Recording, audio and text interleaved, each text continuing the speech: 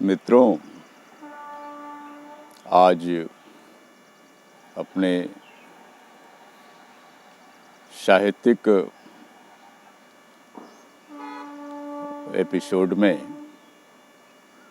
मैं आज आपको एक अपना लघु कथा सुनाना चाहता हूँ।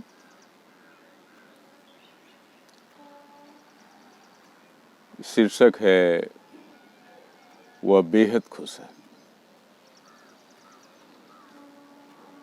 तो देखें, बेशक वह आज भी खुश है। उसकी खुशी उसके मन में समा नहीं रही थी। जब उसके मन की सरकार सत्तारूढ़ हुई, वह चट्टी चौराहे, घर परिवार, आए गए के बीच गुणगान में व्यस्त रहता। उसे लगा कि अब उसका मुल्क और राष्ट्र शीघ्र ही दुनिया का सिरमौर हो जाएगा।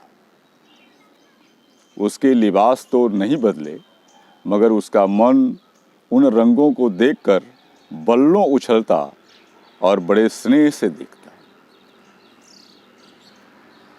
वह तब भी खुश था। वह तब भी खुश हुआ जब मुल्क में एकाएक नोटबंदी का सायरन बजा। उसे लगा कि अब सारा काला धन बाहर आ जाएगा और काले धंधेबाज शिक्षों में होंगे। अपना, अपनी घरवाली का और बहुओं के काले धन को भजाने में उसके छक्के छूट गए। एक दो दिन लाइन में लगने के बाद बैंक मैनेजरों से साठगांठ कर अपने काले धन को उजला कर पाया और कुछ को खातों में जमा कर पाया। वह फिर भी खुश हुआ जब बेटी की शादी वह तिलक के लिए अपने ही खातों से अपेक्षित धन न निकल पाया, जबकि बेटी और होने वाले दामाद को हल्दी लगे बैंकों की कतार में खड़ा करना पड़ा। उसे लगा कि जो कतारों में लगे हैं और भूख प्यास या दवाओं के अभाव में मर रहे हैं या बेहोश हो रहे हैं, वे दूसरों के काले धनों को उजला करने में लगे हैं। आखिर प्रतिदिन के 500 जो मिल रहे हैं, लालचियों को ऊपर वाले का दंड मिलना ही चाहिए। आज वह और खुश है जब उसे पता चला कि उसकी सरकार ने सारी व्यवस्था कैशलेस कर दी है। उसके अपने अकाउंट्स तो थे, लेकिन एटीएम पेटीएम से महरूम। भीम ऐप को डाउनलोड करवाने के लिए कई लोगों से मदद लेना पड़ा, तब कहीं जाकर खरीदारी कर पाया। उसे लगा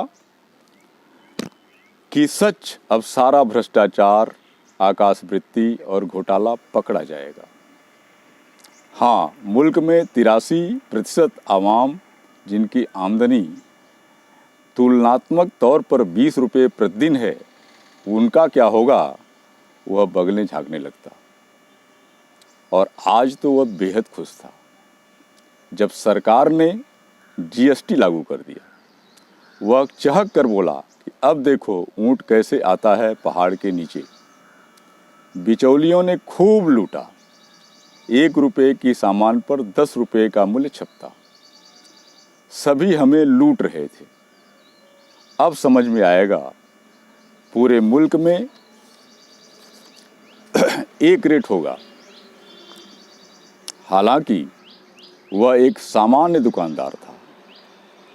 वह जब मंडी गया तो उससे जीएसटी नंबर मांगा गया और पुराने सामान 1.5 गुने 2 गुने में भी महाजनों ने किसी तरह इस आधार पर दिया कि गोदाम के बाहर उनकी जिम्मेदारी नहीं है। फिर भी वह बहुत खुश है, तमाम बढ़ती तंगहालियों के बावजूद, कि उसके माननीय पीएम ने मुल्क से भ्रष्टाचार मिटाने में अहम भूमिका अदा की। धन्यवाद मित्रों। आज के एपिसोड में इतना ही, और यह मेरी पहली लघु कथा आप लोगों के सामने है, शायद पसंद आवे। धन्यवाद मित्रों, धन्यवाद।